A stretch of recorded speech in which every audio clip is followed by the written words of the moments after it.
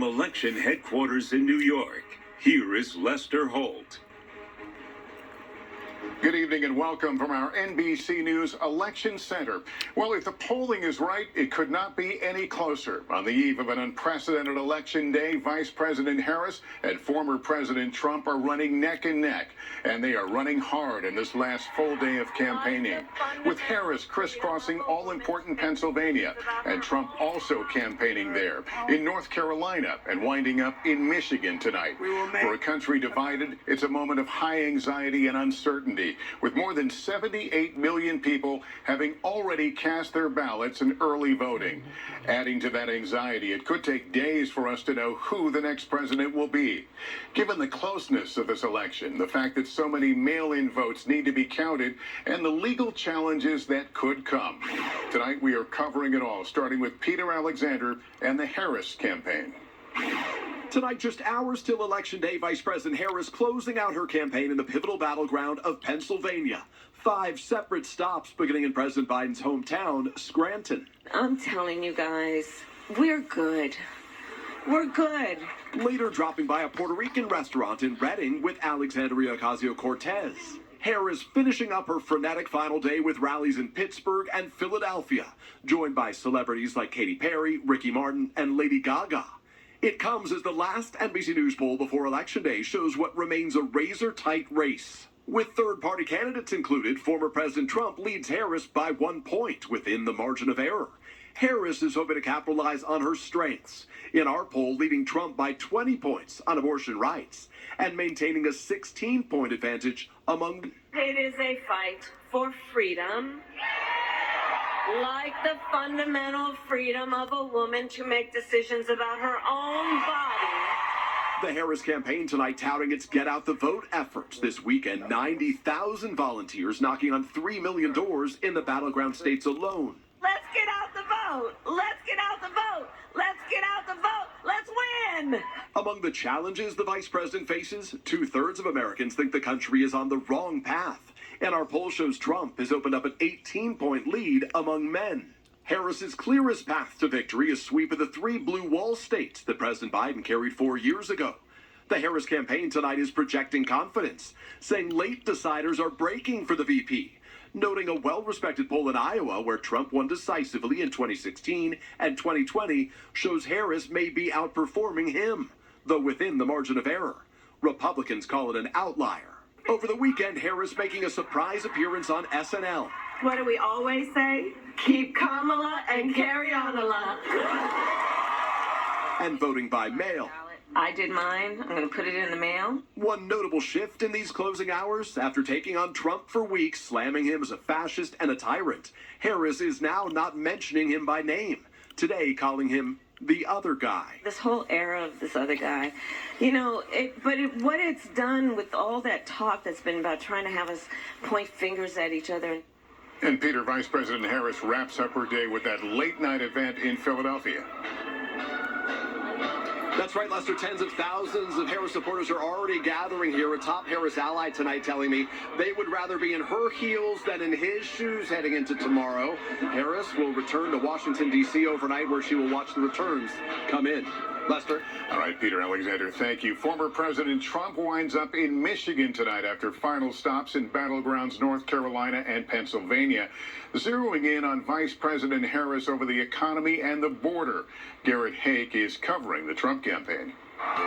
Tonight, former President Trump on his final battleground blitz of his last presidential campaign. From Pennsylvania, which both campaigns see as the pivotal tipping point state. Kamala broke it, and I will fix it, and fast. To North Carolina, a state he won twice that's now a battleground. I'd like to begin by asking a very simple question. Are you better off now than you were 4 years ago? Hammering home his message that he'll bring change at the border and on the economy. 4 years of Kamala have delivered nothing but economic hell for American workers. You know that. Her inflation disasters made life unaffordable. Trump's path back to the White House likely depends on holding North Carolina and winning at least one of the Democrats' so-called blue wall states, plus flipping Georgia, which President Biden won by fewer than 12,000 votes in 2020. Trump's campaign confident about its early vote performance in many swing states. In the past, Republicans usually trailed in early voting and had to make it up with Election Day turnout. We have record-setting early voting, numbers that nobody's ever seen before. Can you believe that?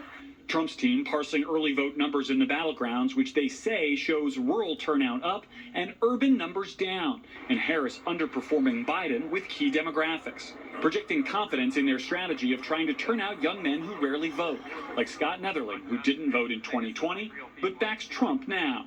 I just see like Kamala and Tim Walz talking. I just feel like it's all just fake, and they've been in office, so I just like what's going to change if we vote them back in. But Trump also making headlines for off-message comments. After surviving an assassination attempt in July, he now has bulletproof glass on stage. Sunday saying anyone who might want to shoot him would have to fire through the reporters covering him. We have this piece of glass here,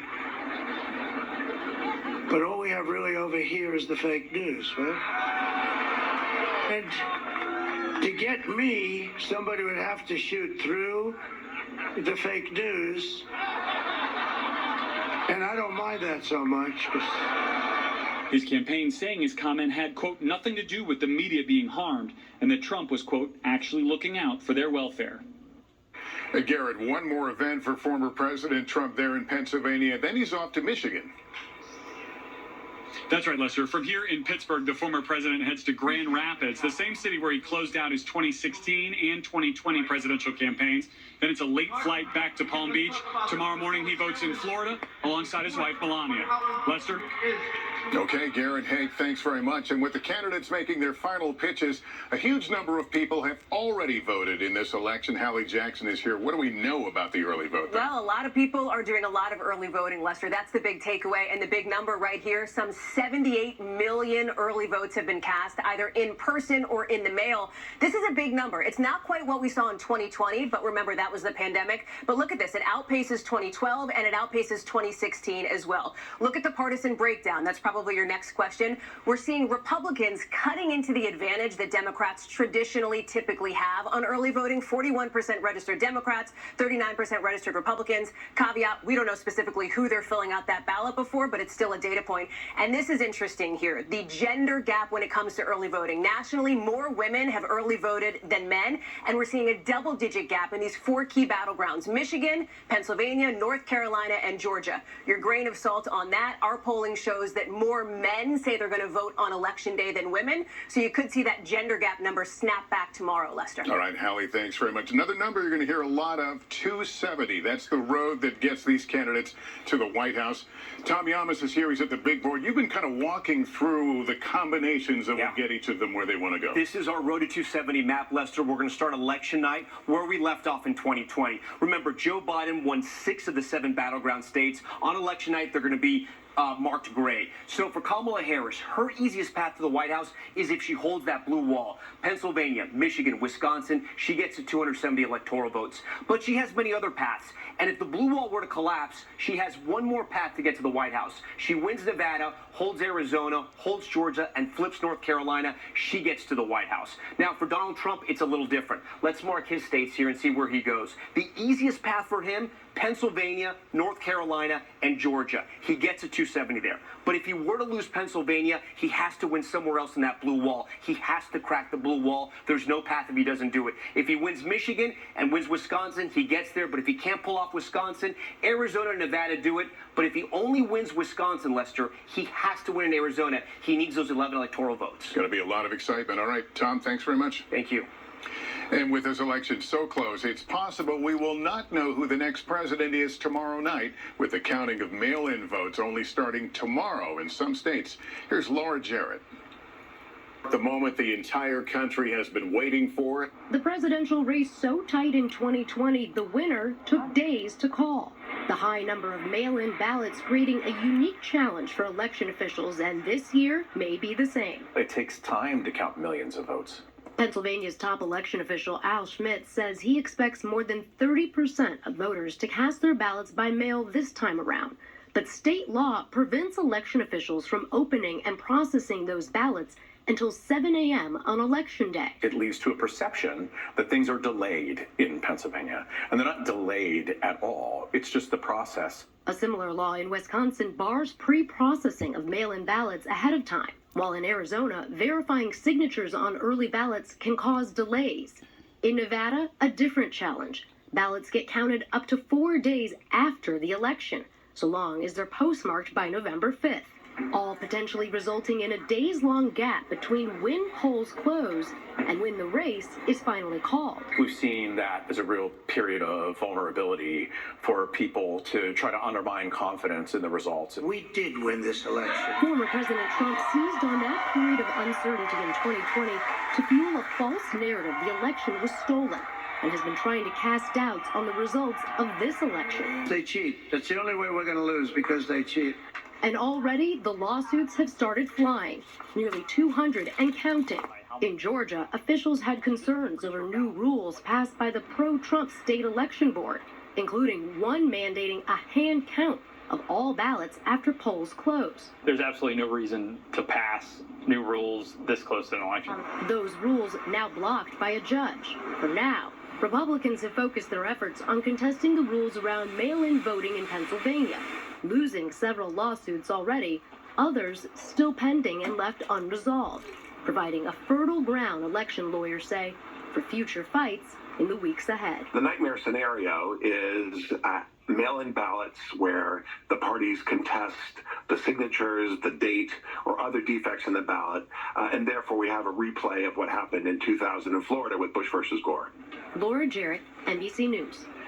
We'll turn to another major story now. NBC News confirming a Wall Street Journal report that Western intelligence agencies believe Russia is behind two recent attempts to smuggle explosives onto cargo planes and may be targeting planes bound for the U.S. Tom Costello is with us. Tom, this is quite concerning. What have you learned? It really is. The explosives went off in DHL cargo hubs in Germany and Britain. Had a bomb exploded while the plane was in the air, the head of German domestic intelligence says the plane would likely have crashed. A Western security official tells NBC News it could be a Russian operation to undermine support for Ukraine, and cargo flights to the U.S. and Canada could be targeted. Polish authorities have arrested 4 people and are looking for 2 more, all with alleged ties to Russia. DHL says it's aware of 2 recent incidents involving shipments in its network and is cooperating with authorities. Meanwhile, the TSA says it has increased air cargo screening, but Leicester government officials say there is no current active threat targeting U.S.-bound flights. Russia, by the way, has rejected allegations that it's orchestrating any sort of sabotage campaign in Europe, Lester. Okay, Tom Costello, thank you. In 60 seconds, a new threat of tornadoes after a dangerous outbreak. Plus, we'll go to Michigan to find out what's on the minds of young voters who could make a difference and who wins that crucial state. Our series, What Matters, right after this.